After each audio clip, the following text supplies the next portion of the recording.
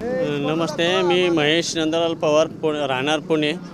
मी आता पंढरपूरमध्ये आलो तरी इथं पंढरपूरमध्ये असं भगवंताच्या विठ्ठलाच्या दर्शनाला आलो आहे आणि नदीवर आंघोळ करायला आलो तर मी पाहतोय तर इथं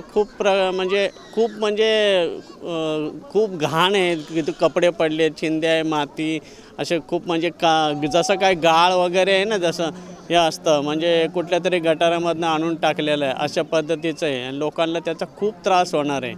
त्याच्यामुळं लोकांची प्रकृती वगैरे खूप भयंकर म्हणजे त्रासदायक होईल आणि त्याच्यानंतर ह्या गावामध्ये पण लोकांना त्याचा खूप त्रास होईल। बाकीच्या गोष्टीचा मच्छर म्हणा किंवा त्याच्यामुळं आजारी लोक होणार।